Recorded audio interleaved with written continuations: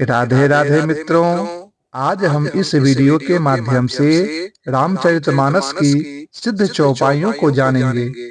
साथ ही चौपाइयों का हिंदी अर्थ भी जानेंगे। रामचरितमानस की ये चौपाइयाँ इतनी प्रभावशाली है कि इनके पाठ मात्र से जीवन में आने वाली हर परेशानियों से छुटकारा मिलता है, मनोकामना पूर्ण होती है, घर में खुशहाली आती है, घर से दरिद्रता दूर हो जाती है, कुंडली में व्याप्त ग्रह दोष और पीड़ा दूर हो जाती है।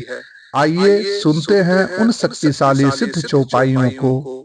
बिनु सत्संग विवेक न होई, राम कृपा बिनु सुलभ न सोई।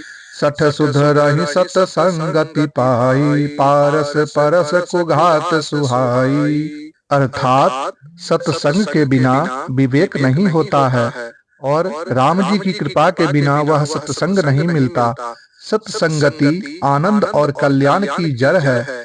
दुष्ट भी सत्संगति पाकर सुधर जाते हैं, जैसे पारस के स्पर्श से लोहा सुंदर सोना बन जाता है। जा पर कृपा राम की होई, ता पर कृपा करहि सब कोई। जिनके कपट दंभ नहीं माया, तिनके हृदय बसहु रघुराया। अर्थात जिन पर राम की कृपा होती है उन्हें कोई सांसारिक दुख छू तक नहीं सकता। परमात्मा जिस पर कृपा करते हैं उस पर तो सभी की कृपा अपने आप होने लगती है, और जिसके अंदर कपट दंभ पाखंड और माया नहीं होती उन्हीं के हृदय में रघुपति बसते हैं, अर्थात उन्हीं पर प्रभु की कृपा होती है। कहे हुतात असमोर प्रणामा, सब प्रकार प्रभु पूरन कामा। दीन दयाल बिरदु संभारी, हरहु नाथ मम संकट भारी। अर्थात हे तात, मेरे प्रणाम और आपसे निवेदन है, हे प्रभु, यद्यपि आप सब प्रकार से पूर्ण काम हैं, आपको किसी प्रकार की कामना नहीं है, तथापि दीन दुखियों पर दया करना आपका विरध प्रकृति है।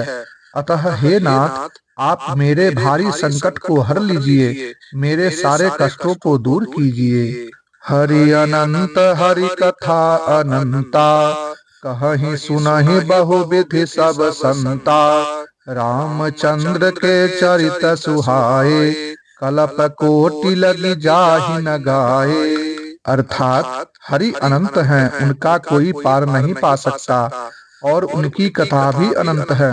सब संत लोग इसे बहुत प्रकार से कहते सुनते हैं।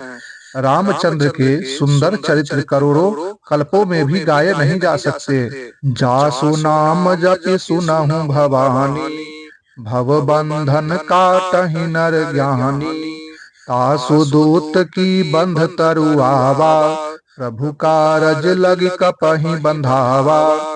अर्थात शिवजी कहते हैं कि हे भवानी सुनो, जिनका नाम जपकर ज्ञानी मनुष्य संसार रूपी जन्म मरण के बंधन को काट डालते हैं, क्या उनका दूत किसी बंधन में बंध सकता है? लेकिन प्रभु के कार्य के लिए हनुमान जी ने स्वयं को शत्रु के हाथ से बंधवा लिया है। एहि मह रघुपति नाम उदारा, अति पावन पुराण श्रुति सारा। मंगल भवन अमंगल हारी, उमा सहित जहि जपत पुरारी। अर्थात रामचरितमानस में श्री रघुनाथ जी का नाम उदार है, जो अत्यंत पवित्र हैं, वेद पुराणों का सार हैं, मंगल कल्याण करने वाला और अमंगल को हरने वाला है, जिसे पार्वती जी सहित स्वयं भगवान शिव सदा जपा करते हैं। होई ही सोई जो राम रचि राखा, को करि तर्क बढ़ावई शाखा। अस कहीं लगे जपन हरि नामा, गई सती जहाँ प्रभु सुख धामा। अर्थात जो कुछ राम ने रच रखा है वही होगा, तर्क करके कौन शाखा विस्तार बढ़ावे। अर्थात इस विषय में तर्क करने से कोई लाभ नहीं। मन में ऐसा कहकर भगवान शिव हरि का नाम जपने लगे और सती वहां गई जहां सुख के धाम प्रभु राम थे। करम नास जल सुर सरी परही, तेहि को कहूँ शीस नहीं धरही। उल्टा नाम जपत जगु जाना, वाल्मीकि भय ब्रह्म समाना। अर्थात कर्मनाश का जल अशुद्ध से अशुद्ध जल भी यदि गंगा में पड़ जाए तो कहो उसे कौन नहीं सिर पर रखता है। अर्थात अशुद्ध जल भी गंगा के समान पवित्र हो जाता है। सारे संसार को विदित है कि उल्टा नाम का जाप करके वाल्मीकि जी ब्रह्म के समान हो गए। अनुचित उचित काज कछु होई, समुझी करी अबल कह सब कोई। सहसा करी पाछे पछिताही, कहहि वेद बुध ते बुध नाही।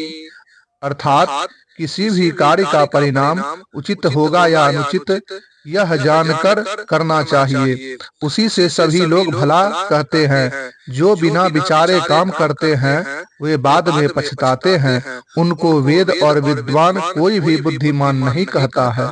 सुमति कुमति सब के उर रहहि, नाथ पुराण निगम अस कहहि।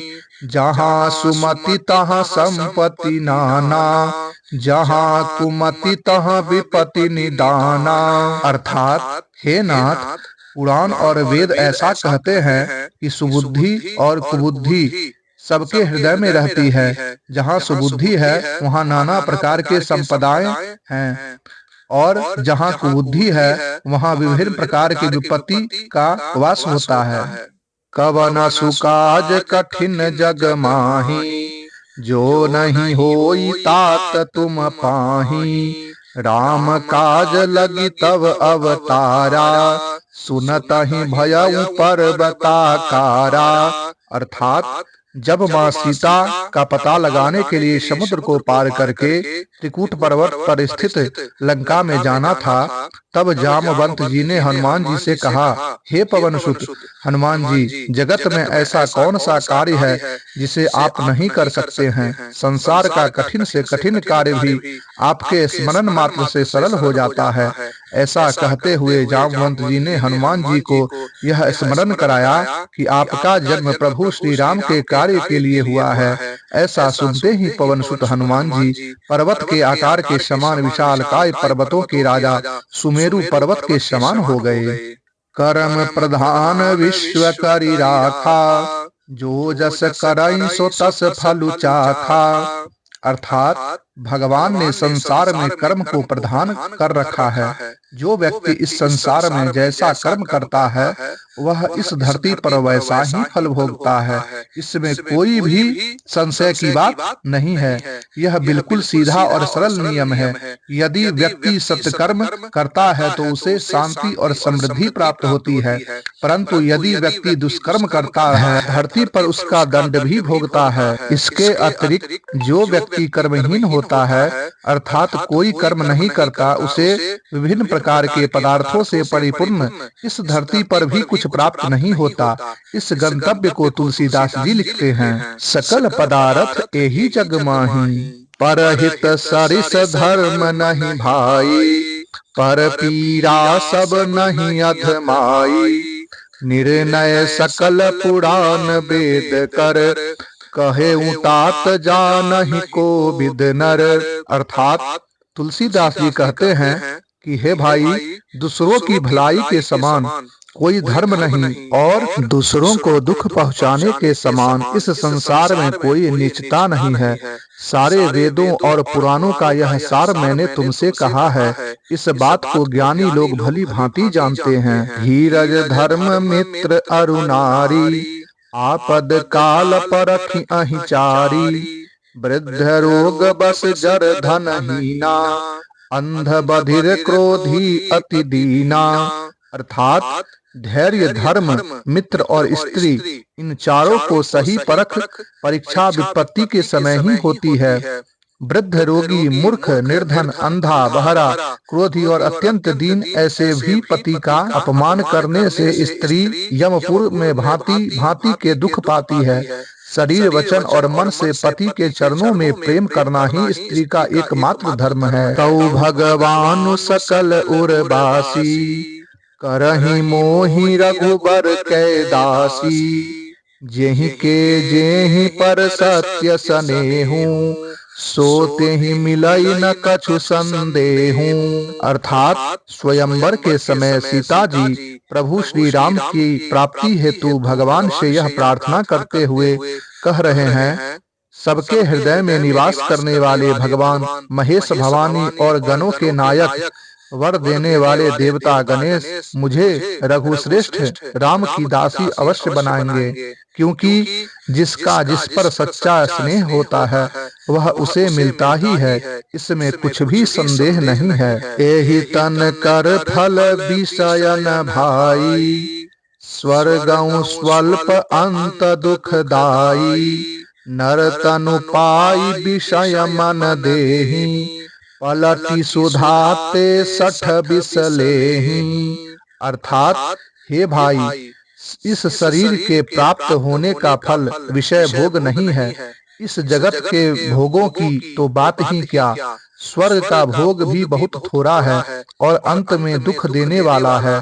अतः जो लोग मनुष्य शरीर पाकर विषयों में मन लगा देते हैं, वे मूर्ख अमृत को बदलकर विष पी लेते हैं। मन को विषयों के प्रति आसक्त करना मृत्यु के वर्ण करने के समान है।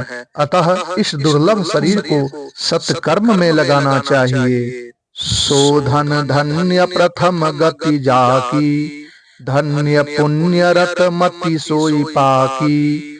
धन्य घरी सोई जब सत्संगा, धन्य जन्म द्विज भगति अभंगा। अर्थात वह धन धन्य है जिसकी पहली गति होती है, जो दान देने में व्यय होता है। वही बुद्धि धन्य है जो पुण्य में लगी हुई है। वही घड़ी धन्य है जब सत्संग हो, और वही जन्म धन्य है जिसमें ब्राह्मण की अखंड भक्ति हो। धन की 3 गतियां होती है, दान, भोग और नाश। दान उत्तम है, भोग मध्यम है और नाश नीच गति है। जो पुरुष ना दान करता है ना भोगता है, उसके धन की तीसरी गति होती है।